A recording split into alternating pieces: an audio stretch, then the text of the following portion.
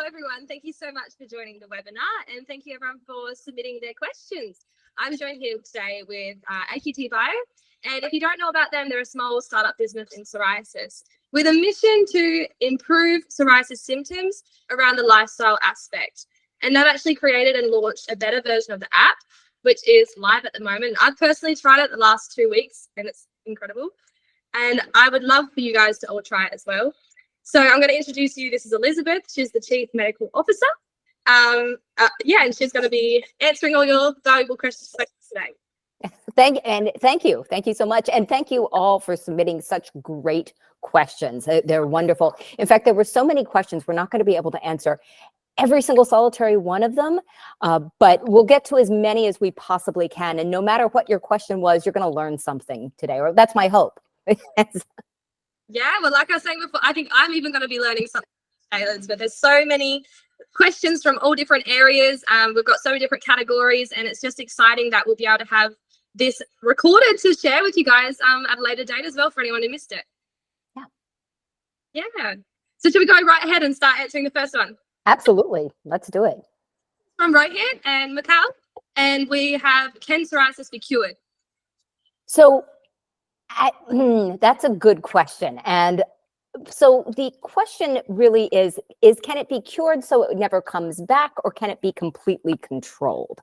And I think the answer is probably it can be controlled. I don't think a person is, to date, very few people are actually ever cured, where it's never something that might come up. It's never something that might be flare up again. So it's not something that if what you're looking for is a situation where you have it and it will, and you can be rest assured that it's never going to come back, that's probably not realistic. It doesn't work exactly the same way as an infection, or let's say you get an appendicitis and you have to have your appendix removed. You will never have appendicitis again. Psoriasis doesn't work that way, unfortunately.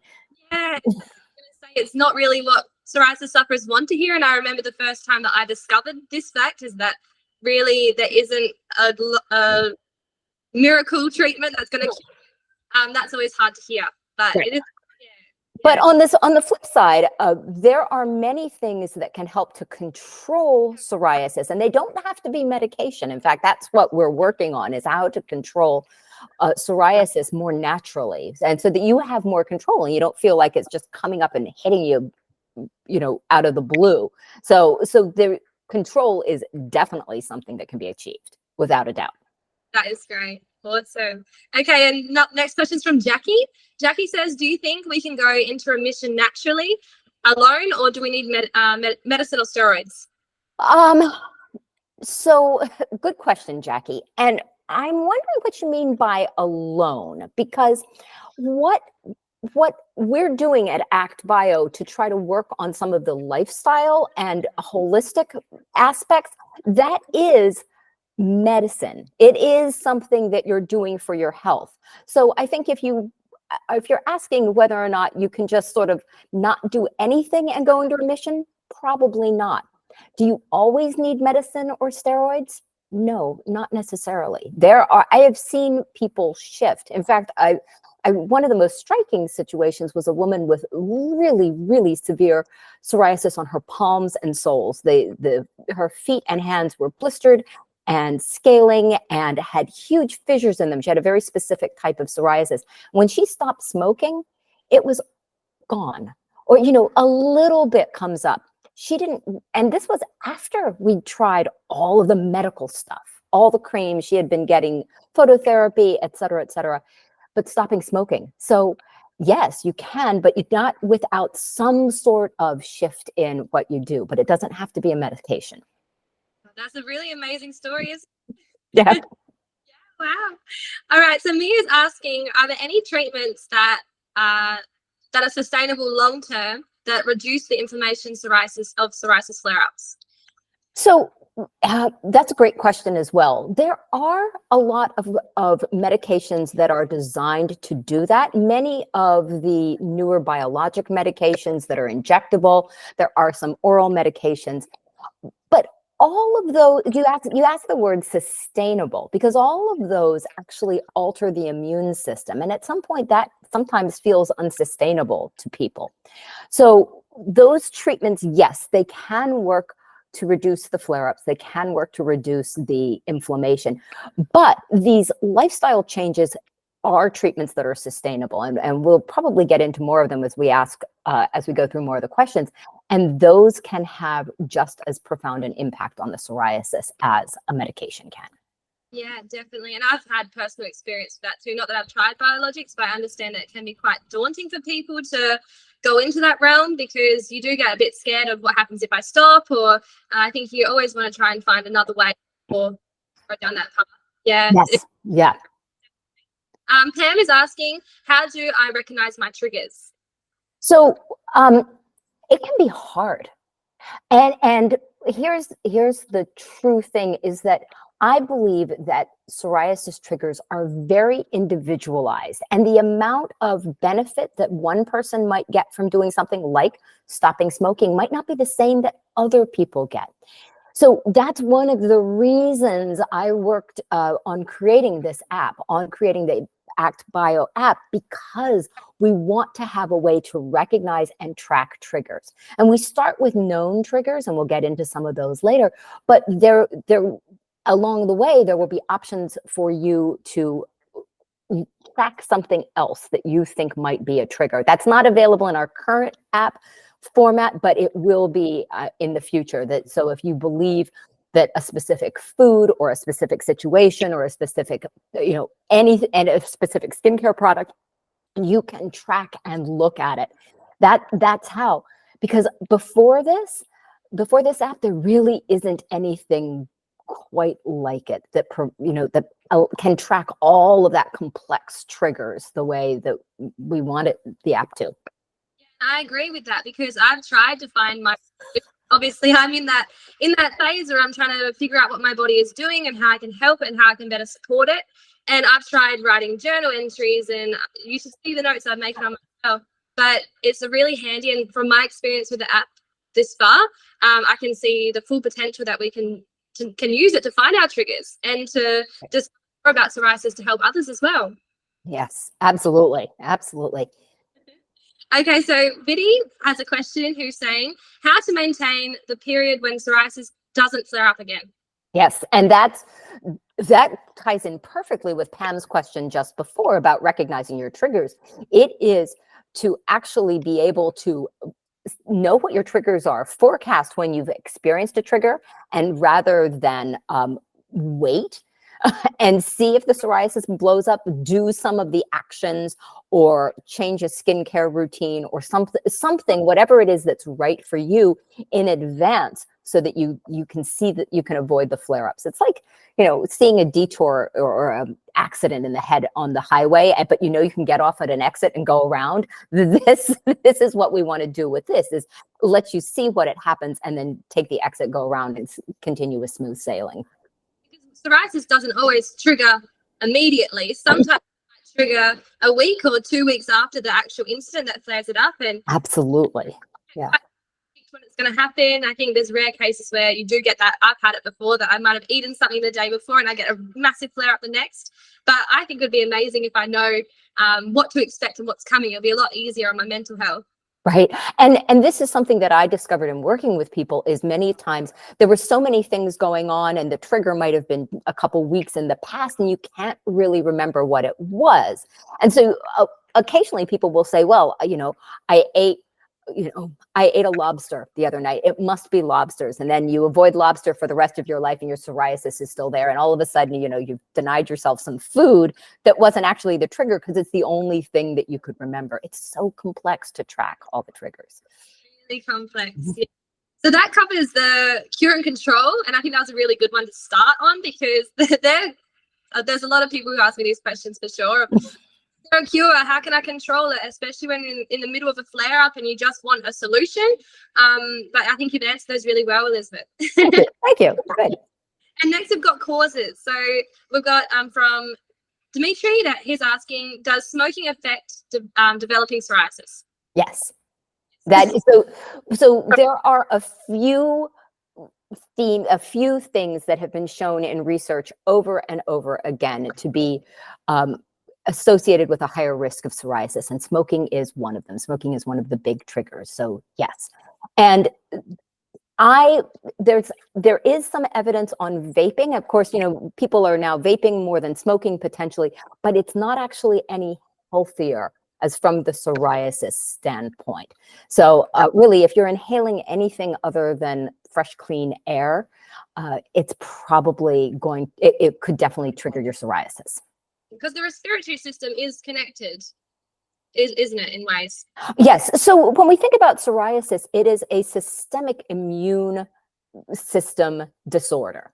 And so the immune system gets revved up, and the immune system can get revved up anywhere. You can have an allergy attack. You can, inhale some toxic chemicals, and that revs up the immune system. But then the skin is the thing that reacts. So it's, systemic inflammation anywhere in the body that shows up with this skin rash, but it's not just limited to the skin. And that's something that's kind of hard to grasp at first. Like, well, why isn't it just my skin is the problem? But that's how it is. So what we take in terms of what we breathe in and what we eat make a difference for psoriasis. Yeah, definitely. All right, Chris is asking, does weight, specifically obesity, affect psoriasis? So the answer here is yes also. But there's a lot of research being done on this question, because the scientists are wondering if there's a single cause that causes the obesity and the psoriasis, and they're trying to pick that apart right now. But what we do know is that people who are overweight or have obesity are more likely to have psoriasis than a person who is not overweight. So if you take a person with, every other characteristic is the same blood pressure, same diet, et cetera, a person with obesity will have a higher likelihood of having psoriasis. And so that is an effect. And when people do lose weight, oftentimes that's part of the psoriasis control. Now, it's not easy to do, I recognize, but it is something that will help with the psoriasis control just on its own, without having to do any extra medications or anything like that.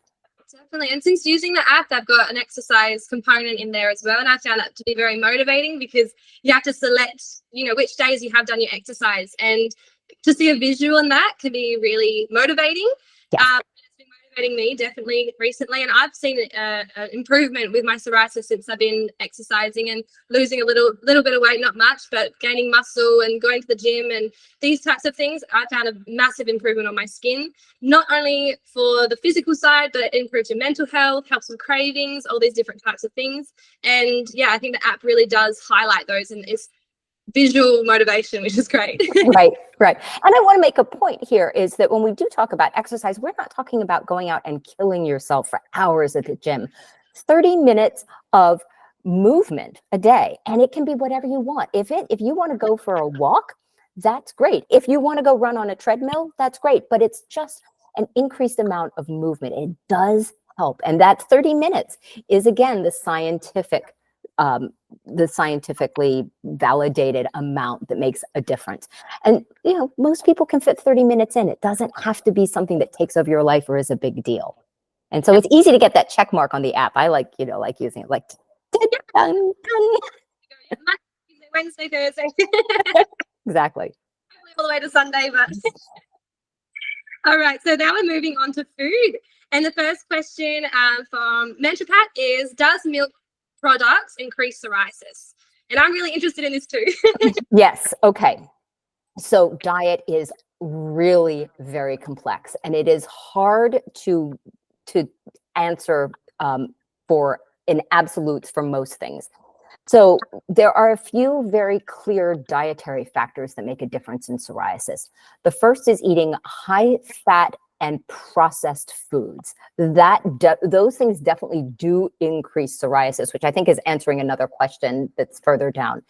The second is having a low fiber diet. So eating more than 15 grams of fiber a day is useful. Anything below that, there's a higher risk of psoriasis, or there's a greater severity of psoriasis.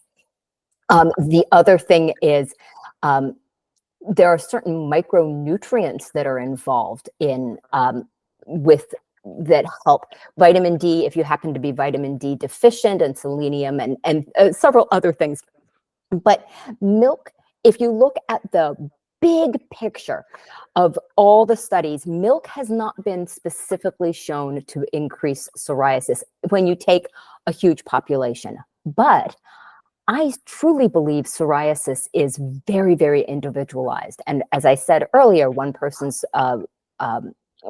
trigger, like uh, like smoking, might not be another person's. And so if you are noticing that milk products are increasing your psoriasis, then it's worth using the app and using the ability to track all these other things and track diet for you to see if that really is something that makes a difference for you. Because I was surprised that nobody asked the gluten question, because most people, I was like, nobody asked about gluten. And so here's the thing. For some people, avoiding gluten does make a difference. But when you take 1,000 people and you look at their diet, you can't see that difference. So for the few people where gluten is a factor, it can be a huge factor. But for most people, it's not the thing to avoid.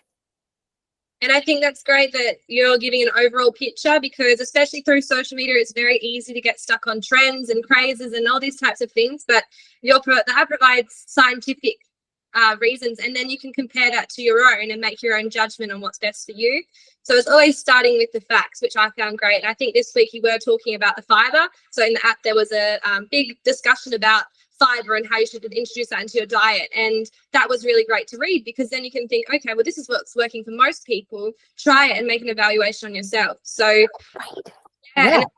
And to make a note that everyone is different. And I wish that I could say that if I don't eat gluten anymore, then my skin would clear, but it's not the case for me. So, and I know a lot of people are in the same books. Yeah. Yeah. All right. So from Rohit and Mark, we have, does alcohol affect psoriasis? Yes. Yes. Yes. Now, I will be really honest about this. The studies have looked at high levels of alcohol intake versus low alcohol levels of alcohol intake. And so it's very cut and dried. And so for what I can't tell you is, do you have to have no alcohol? There's not enough data on that to say, well, no alcohol is better. What we do know is having 6 drinks a night is definitely a high risk. That along with smoking is another one that will just, definitely increases your risk of having psoriasis or having more severe psoriasis and more flares, versus drinking, a beer or a glass of wine a night, which is low alcohol intake. But we don't know where that line is. One of the good things about the app is that you can track, that for yourself and see if you can see where your line is, and it will be easy. It may take a couple weeks to do that, again, because your flares don't happen right away. They may happen a few weeks later, but it's worth being able to follow it and have a reasonable way of following it. Yeah, definitely. And it'll be good to compare your history with the now. If you think, oh, I had some alcohol yesterday, my skin's flared up, you can go back and think, okay, when was the last time I had a big party, and see if the same thing happened. I think it's really good to, do those comparisons between yourself and what you've experienced in the past that you might not even remember. Exactly. All right. So Dima is asking, does fat and junk food cause worsening of psoriasis? Yes. So as I said earlier, those high fat, highly processed foods definitely cause a worsening of psoriasis. So keeping the fat content of your foods low and increasing fiber and decreasing things with additives, which I think we'll get to when we get to gut health. I'll talk a little bit about additives and what that does for your gut. But yes, so it does. These things do. Definitely. So pretty much the best diet would be without the junk food, without the smoking, without the alcohol. Would you say that's the top is? If we were going to talk about things you intake, I think that there's a big role for skincare. There's a big role for working on mental health and stress relief, and a big role for social connectedness. So there are the things we put into ourselves, and then there's the way we think and the way we're supported in the world. All right. So Alejandra is asking, what food should I avoid or eat less of to help my psoriasis? So we talked a little bit about that. Bree just summarized them: the junk food, the high fat, the alcohol. Yes, that's a pretty good basis. Yes, yeah, and start there. If you haven't done it, you haven't tried it, just start. See what happens for yourself, and you can track it. Oh, great. All right. So Anna Dita, she's asking, everyone has their own opinions about exactly what items should be avoided for psoriasis. But Oh, what should I exactly be eating? so well, we talked about that. I mean, some of these questions are kind of the same. Seriously, if you started with avoiding high processed, high fat, highly processed food, that would be probably a good way to start with things. If you're used to having, eating lunch out, eating some fast food, if you're working, try bringing something from home that's, got some fruits and some vegetables, kind of like I'm kind of joking because I pack my son's lunch to go to school and he always has a vegetable and always has a fruit, things like that. You might want to do that for yourself. It's kind of funny. But there are, notice one thing I wanted to point out here though, is also that nowhere have I said avoid sugar. And actually sugar is not, again, in the broad research, is not something that needs to be avoided as much as the high fat, high saturated fat, and overly processed foods. Now, a lot of times the sugar goes along with those other things in highly processed foods, but sugar doesn't seem to have the same effect. So I'm definitely not saying you have to go on a sugar-free, salt-free, bland diet of, overboiled oatmeal. Like that's not what I'm saying with this.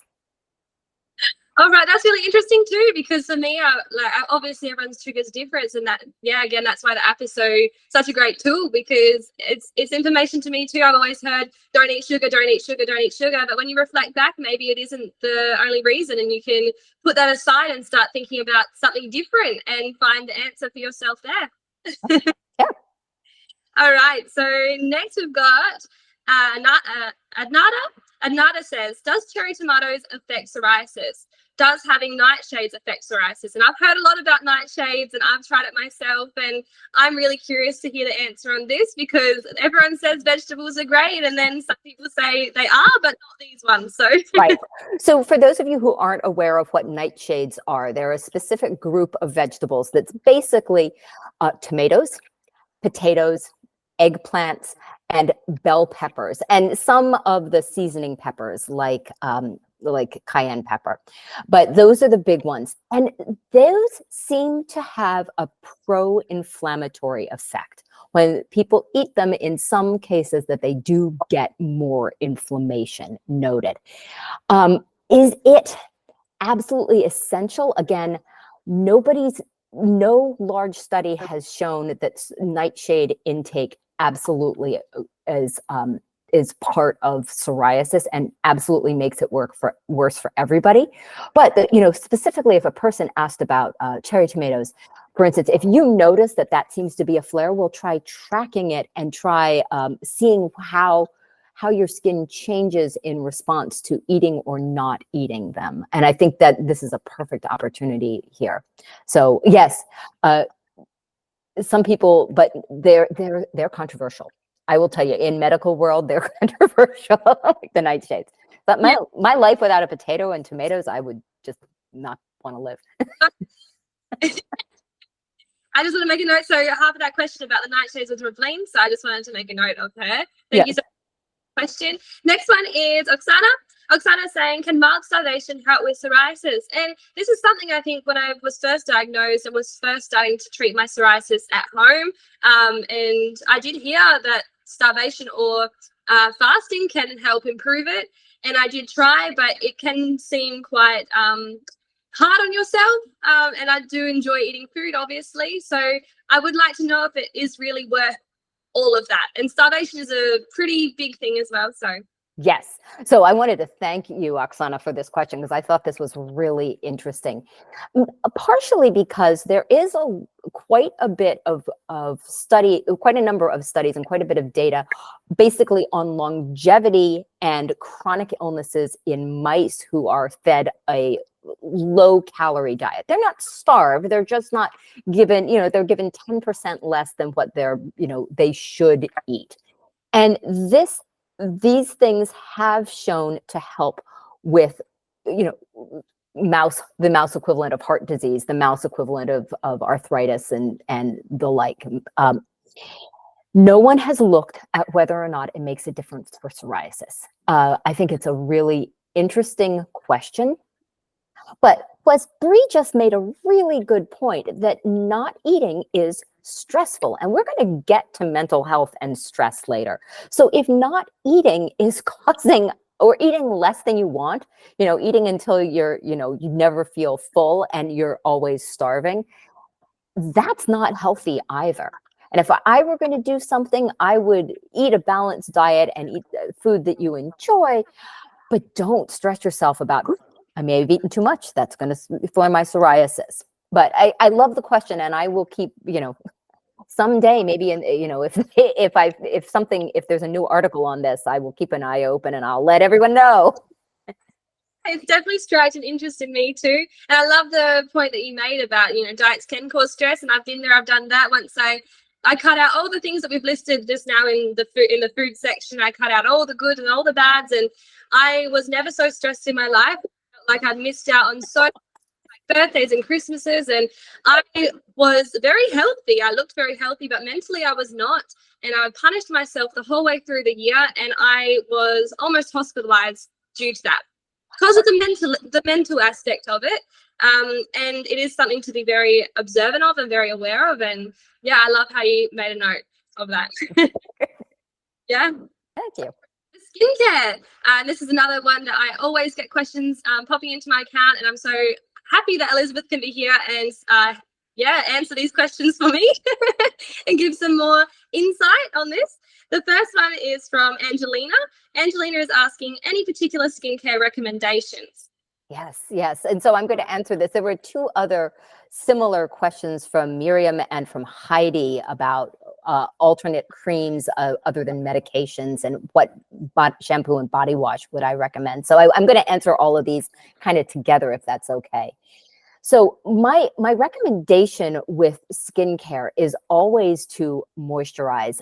And even if your skin is absolutely clear of psoriasis, your skin is still going to need gentle care.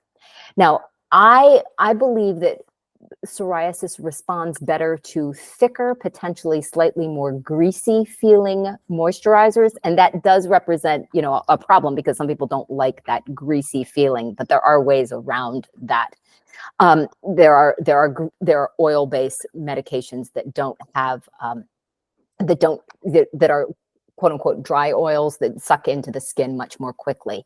I love the question, what body wash or shampoo would I recommend? Here's what I tell everyone. There's bad soap and there's horrible soap. There is no such thing as really good soap. Soap is kind of, from a skin standpoint, a necessary evil. We have to wash, but relying on a soap to be therapeutic, you can't. Relying on a shampoo to be therapeutic, you can't. You need to replace the moisture that's been stripped away, because that's what soaps and shampoos do. So replacing that moisture is what you want to do. And doing it twice a day, which can be irritating. And maybe if your skin is in a really good place, you might be able to go down to once a day. But it doesn't necessarily take very long to have a huge benefit in using something that has a good, mild, unscented, preferably moisturizer that you can put on really easily to all of the areas where you get psoriasis. Wow, very interesting about the soap factor, and I guess it does make a lot of sense when you think about it, because our skin is so dry, and to be stripping more oils away doesn't really make too much sense. But my big flare-ups with like you said, lots of moisturizer, thick ones, they always do better. Applying that on my skin, I think it helps a lot to manage the symptoms, the itchiness and the flakiness and all the other things that come along. Yes, absolutely. And there is, I do caution people, especially when they've first been diagnosed, that, they think, oh, all of the scales, I can just scrub it off. I can rub, please don't. Your skin you shouldn't try to like descale yourself, so to speak. I think the best thing is always to be gentle with your body and gentle with yourself, and be slow and patient and kind. And because if you form this sort of hatred towards yourself and your body, your skin isn't going to come back with love. So I love that. That's perfect. Yes. all right. So the next one from Sandeep, he's asking, itching spots is harmful in psoriasis. So yes, and psoriasis, many of you may already know, has this tendency to come up in areas of skin trauma. So anybody who might have gotten a surgery or an accident might have noticed in their scar, they get a little line of psoriasis where it is. That is something in the medical terminology is called the Kebner phenomenon, after Dr. Kebner, who came up with it, 150 years ago or so. So itching the areas in psoriasis will often make the skin thicker, more red, more inflamed. It actually, though it might feel good, it's counterproductive. So as best you can, try not to scratch. And we'll talk about some ways to do that, I think, in just a moment. I'm glad you're going to, because it's really difficult not to scratch, especially when you're sleeping or these types of things, or when it gets really overwhelming.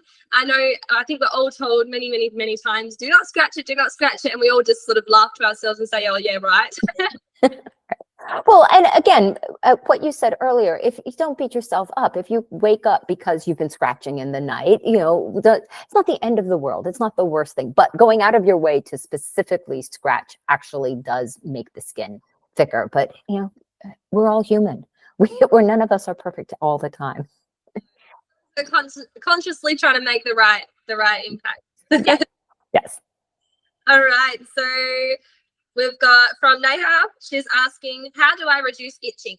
Okay, so moisturizer is really key, a really good moisturizer. And here's a way, if you're using a moisturizer that doesn't have enough moisturizing oomph, enough power, enough potency as a moisturizer, your skin often, you'll put it on and then your skin will feel dry and itchy again relatively quickly. A good moisturizer should give relief from the dryness for 8 to 12 hours, unless it's on your hands where you might have washed things off. But if it's, somewhere else on your body, a good moisturizer should penetrate and last for a while. So if you're moisturizing already and using gentle skincare, it might be your product isn't powerful or potent enough. And so that's the first thing I'll say. Other things to reduce itching: cold packs, making sure that you're loosening clothing if you can, at work you can't take everything off, but loosening clothing that might be rubbing in that area, being in a cooler environment, those are things. Taking a cool shower and then moisturizing afterwards, those are all things that can help to reduce the itching without relying on antihistamines that are going to make you so sleepy. Yeah, definitely. Yeah, I think the clothing you wear is a really good mention as well. I think, trying to fit in with the standards of what everyone else is wearing and the latest fashions and these types of things. I think it's really good to disconnect from that and find something that will just suit you and what you're going through at the moment. I've definitely made the change from wearing things like, tight, skinny jeans to wearing nice, loose-fitting, comfy yoga pants. And I sort of came to a point now that I'd rather be comfortable than be fashionable, and it's been helping me a lot. So, Great point. Yes. All right. So from Heidi, we have, after I shave my legs in the shower, it's painful afterwards because I have flare on my legs. Then I get red spots as well. What would you recommend I do? Waxing or anything else? Oh, Heidi, I feel for you. This seems miserable, and I'm really sorry you're going through this. So I don't think waxing is a good idea. It is, if anything, more damaging to the skin, because here's what's happening.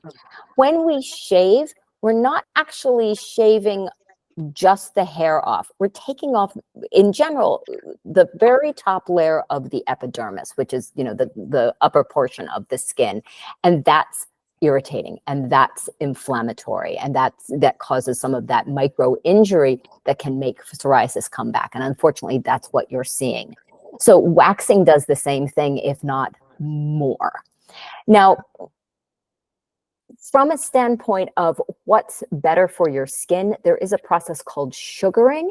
You could try that. You have to have that professionally done. I don't know of anybody who sugars themselves, but you could try that, because that does not pull the epidermis off.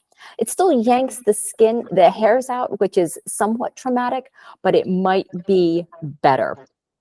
And I also wondered about laser hair reduction for you, but then again, that's also, you're going to create some inflammation and some irritation.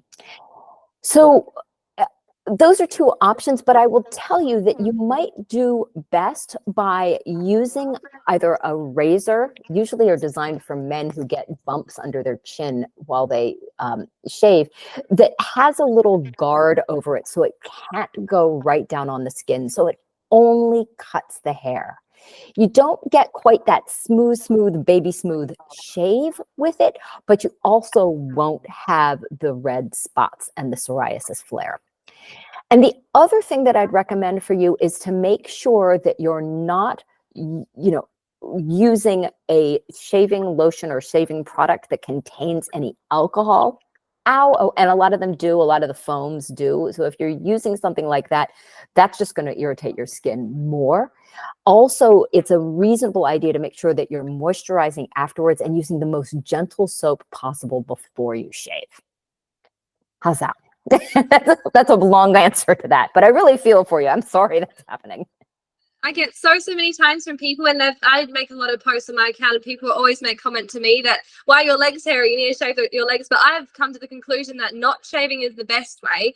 But also some special occasions you want to look like you've got clean legs, and especially when you've got red spots all over them too. Sometimes it's nicer to have just the red spots and not the leg hair than have both. And it just depends on how much you can deal with. It's a personal thing. I think shaving is very personal to every individual. And yeah, I always get this question, always, and there's never an easy answer to give somebody. And everyone always has their own opinion on it as well. But I think you answered it very well. Thank you. Yeah. All right. So then we've got Liliana, and Liliana asked to get a tattoo with psoriasis. Now, I don't have any tattoos yet. I always say to everyone that I feel like my body is already covered enough with psoriasis, and putting a tattoo on it sort of does scare me, because I have that it can cause a flare up, or it can tattoo can be manipulated and changed because of psoriasis. So I'm very curious. Yes. So is it? I'm going to answer this in sort of a not such a great way, because will a tattoo permanently damage the skin of a person with psoriasis? Is a tattoo somehow like just worse in some way? No, but tattoos are a form of an injury to the skin, and people can get psoriasis that comes up in the area of the tattoo. This is that Kebner phenomenon again, and be persistent. And I have encountered any number of people with that specific problem, that they will get a tattoo and they will have psoriasis come right in the area of the tattoo, or just in one area of one pigmentation. If one type of pigment seems to be more inflammatory or irritating to that person, they might get psoriasis in just that area. And I've had a number of people be disappointed with how their skin responded to the tattoo. Get henna. You want to get a tattoo, get something non-permanent, something that's not going to damage, and you're not going to put needles in the skin, and you're not going to put something foreign implanted in the skin, if you want to have no risk of having a psoriasis flare. That's a really good answer. Yeah. And now we're moving on to mental health, which is probably my favorite topic, and I'm really curious to see what Elizabeth has to say about these ones. We're going to start with Karim, and Karim has asked, has there been much research into the effects of psoriasis and mental health? And then she's asked, what can be done to help get over the mental barrier, embarrassment of living with psoriasis? And that embarrassment, it's always there from the moment we're diagnosed, even before you're diagnosed and you have this thing on your arm and you don't know what it is. Embarrassment's been there from the start, so definitely has a lot of control mentally over us. Yes, yes. So, well, the good news, or the answer to the first part of the question is, yes, there is quite a bit of research into the effects of the mental health effects of psoriasis. Absolutely. And it is also unfortunately true that people with psoriasis have a higher rate of depression and anxiety than people who without psoriasis, even, same in age, et cetera, et cetera. And so it has a very definite impact. There are lots of different ways that can be used to get over that mental barrier of living with psoriasis, and more to just get past the depression and anxiety. There's some good interventions in what cognitive behavioral therapy can do, what mindfulness can do, what meditation and journaling. And there are studies on this that have shown that these interventions into your mental health can make a difference for psoriasis. Not just improve a person's mental health, but also help the psoriasis as well. Definitely, yeah. And like I love this topic so much, because from my personal experience, I feel that when I've been the most mentally strong, my psoriasis has always, if not been cleared, has been at its best. And I think that it has a lot of reasons. And yeah, I think it's a really great that there's been a lot of research in this area, because all of us know how much it can control our lives. So yes, definitely. Okay, moving on is Yoshua. She's that asked, does stress affect psoriasis? So yes, stress definitely affects psoriasis. There's in medical terminology, most people don't use the term stress. They'll use the term anxiety, but it's got the same outcome, that the stress does affect psoriasis. And so, yes, as I said earlier, people with psoriasis tend to have higher rates of anxiety and depression. And so I want to talk a little bit about why this happens. Why does stress affect psoriasis? And I think this is one of the most interesting things that I've learned, because I'm not just a dermatologist, I'm also a health coach, and I did health coaching, a whole health coaching program, and I do that work as well. So stress is your body geared up for an attack. When you think about it, when you're stressed, it usually means that there's something that you feel like you can't handle, or some danger. Your body goes into that on guard, fight or flight mode. And that releases a whole cascade of hormones. And there's a whole branch of medicine called psychoneuroimmunology that goes into that. But the body responds to stress in very much the same way, with the same inflammation, as if you have a bacterial infection. There's a lot of similarity with that. And so really, all of that inflammation we've talked about with what we breathe and what we eat and what you put on your skin and things like that, it also happens with how you feel. And that same inflammatory process starts, and then the psoriasis can take off, unfortunately. And I wanted to add here that Helen asked a question that I didn't have time to write down for a moment, but she asked, can strong emotions affect psoriasis? And so the answer is yes. The same way grief can be an effect, depression can affect, all because they feel to the body like an attack, like something overwhelming that they need to protect themselves from. So stress or anxiety, grief, all of those strong emotions can have an inflammatory effect on the body. Wow, what a great insight. Really great. I think, I know dermatologists always say don't stress, it makes it worse, but I've never heard the reason why. And it's, really, really uplifting to understand it and to know the background about what's happening inside my body. Yes. Oh, thank you. All right, moving on to gut health. So we have got a question from Bapanda. They ask, Does gut health have any impact on psoriasis? So, great question.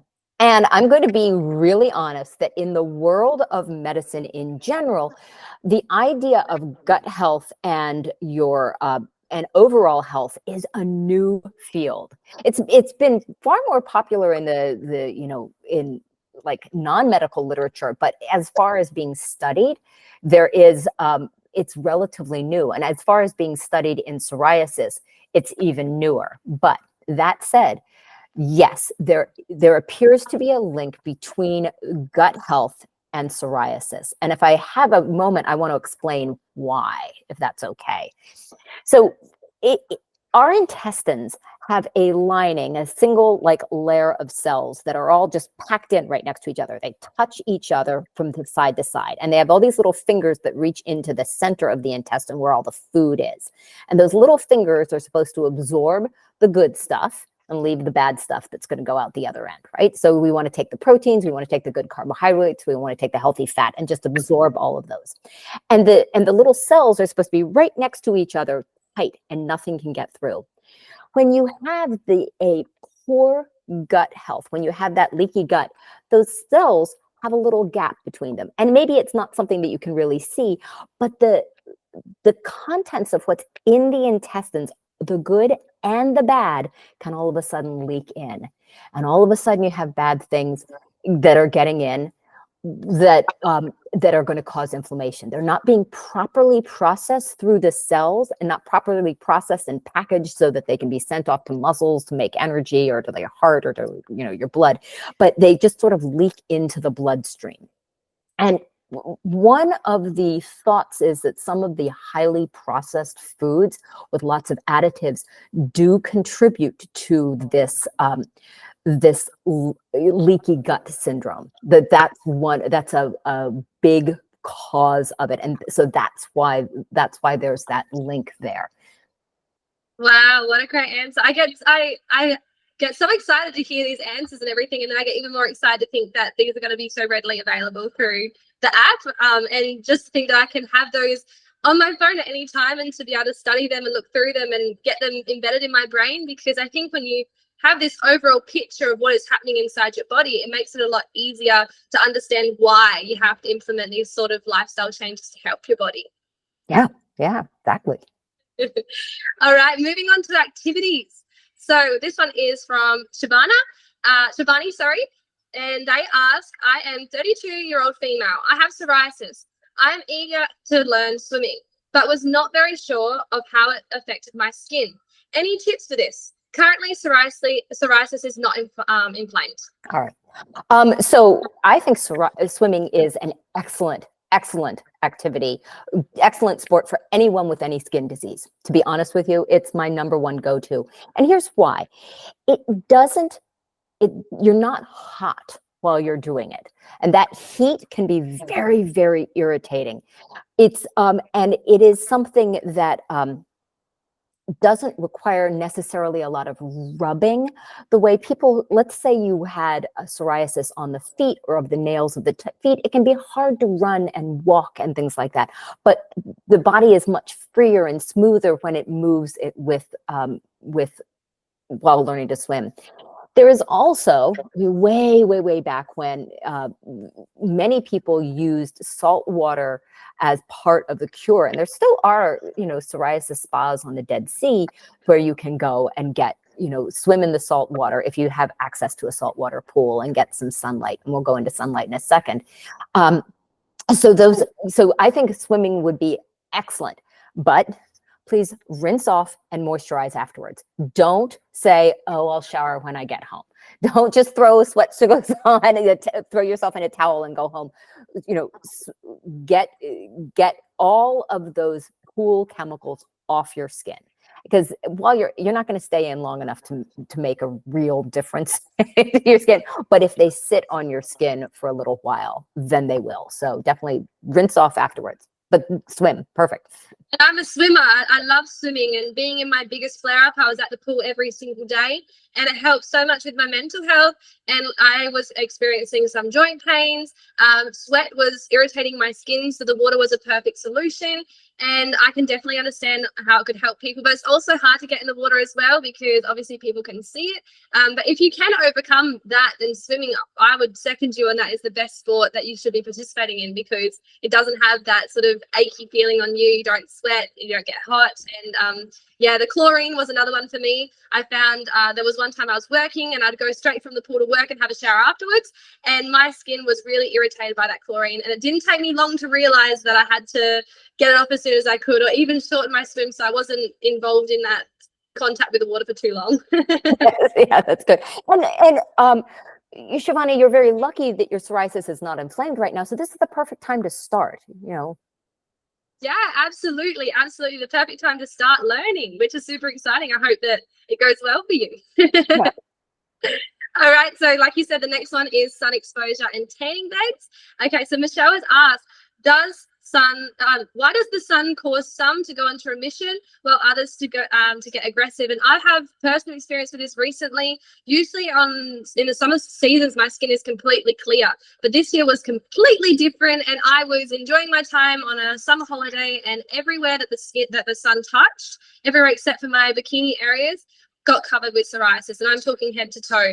And when I got undressed, you could perfectly see, almost like I got sunburn, but it was just covered in psoriasis. And I was shocked, absolutely shocked, because to my knowledge, sun exposure, healthy, I need to bold that, healthy sun exposure is good for psoriasis.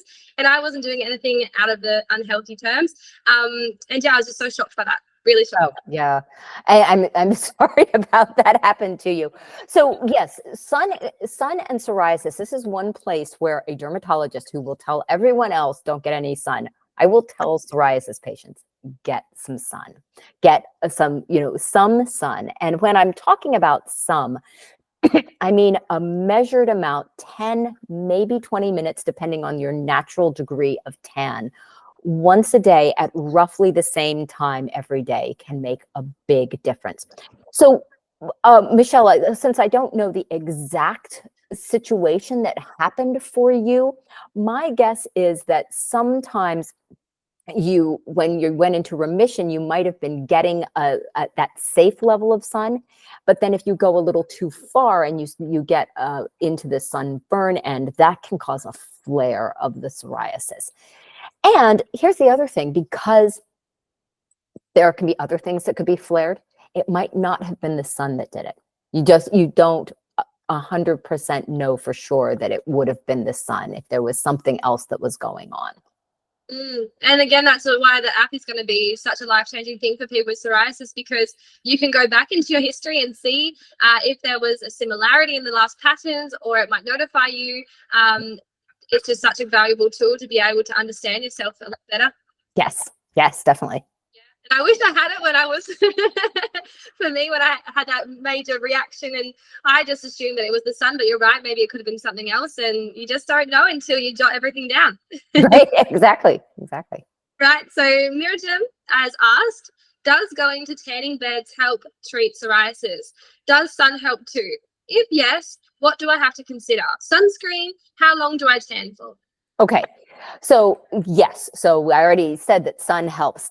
Going to the getting tanning beds or going to a tanning salon or indoor tanning can help, but I'm going to give a lot of buts here.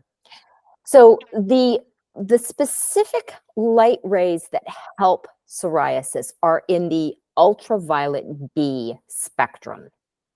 Those are not the ones that cause us to tan the most. So when you go to use a tanning bed or go to an indoor tanning salon, they will have more of the ultraviolet A light, which does help psoriasis, but not quite as potently as the ultraviolet B. And they may have a very broad spectrum of light that can give a really high dose of that ultraviolet A. And unfortunately, the ultraviolet A is what causes skin cancer down the road. So while the tanning salons are helpful, I don't recommend that people use them, because you might not get enough of the good stuff and you're going to get a big dose of the potentially harmful stuff. The sun actually is a little bit better because you're not going to really overdue with that ultraviolet A the way you will with the tanning beds. So if you can, I would do that. But the ideal, and I love these, are the home ultraviolet B boxes. They are a medical device, so you do need a doctor to prescribe them and a doctor to write a prescription, to write a prescription for doses of it. But for people who invest in those, oh my gosh, it can be wonderful. If you have sun-sensitive psoriasis that really clears with sunlight, you can use that and you can get your time to treat your psoriasis down to, 10 or 20 minutes 3 times a week. And that can be something that can keep you clear without any other medication. Wow, that's incredible. Really incredible. But like you said, gotta be something that could work for everybody. And if you're lucky enough that that's something that you can use, but there's nothing that will be the solution for all, because some people do flare up in certain situations and others don't. Right. And I did, so people will have sun allergies and things like that can occur. And so that has to be really picked apart really carefully with a dermatologist to figure out, how do we work around this? So if at all, or maybe sun isn't something you should have. Yeah, absolutely. All right, moving on to women's health. And the first question we've got, will it increase during periods? For some people, yes. And for some people, no. So unfortunately, there's no one situation, especially if there is an increase in anxiety or stress, which is really natural during periods. That can be enough to sort of get the increase the psoriasis. And then unfortunately, you're having your monthly flare of the psoriasis right around the time of your period, and it feels like life is out to get you. I'm sorry. So learning to track the other things that help to decrease your psoriasis and keep it calm. So what happens when your psoriasis is, let's say you adjust your diet and you really discover that more fiber and less alcohol is what works for you. Then if you're going to have a flare, you'll discover they're much lower. It's just, everything's just got a lid on it. Yeah, and something about the app that really caught my attention was the fact that it could notify you in advance that a flare-up could be coming. So if you're a person that does have a flare-up during your menstrual cycle, then it could warn you before and remind you, okay, maybe I need to implement these things to make my flare-up a little bit less severe or a little bit less, painful during that time. Exactly. Yes. All right, the next one by Adela is, if I have psoriasis, can I get pregnant? And is it going to get more aggressive because of the pregnancy? So this is a great question. And this is one of these situations where everyone is different. Everyone is different. I have seen people get their psoriasis completely clear while pregnant. And some people have told me that their psoriasis is actually a little bit worse during pregnancy. And I think because anybody who's been pregnant more than once will know that different pregnancies feel different. So it may be that you might have one pregnancy that goes smoothly and another that has a little bit of a flare. I wish I could give you a more concrete answer. So, but here's the thing. Enough people get some respite from their psoriasis that it's where, hold out for that. Yeah. That's it. And the great thing is, everything we've been talking about that's tracked in the app is all friendly for pregnancy. And people trying to conceive and people who are breastfeeding, none of the things we're going to be talking about here, like changing your diet or changing your stress, working on your stress levels, none of these things is going to harm you. It's only going to help you and support you through a pregnancy or support you through trying to get pregnant. It's all holistic, natural treatment that we're talking about here. Yeah, what a great point. Yeah. All right, the next category is sex, and we have got the first question is, can sex be helpful and to relieve tension and stress? Yes, absolutely.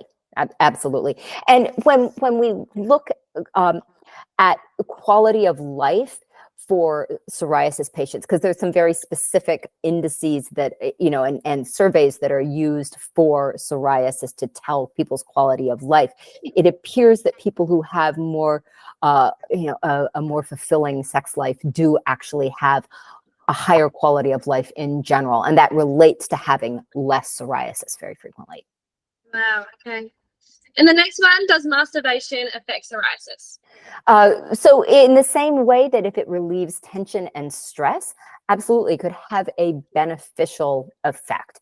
Now, I will say that while we're talking about sex, it is hard because people can have psoriasis lesions on their genital areas, and that gets tricky and it's tough. And I really feel for you if you're in that situation.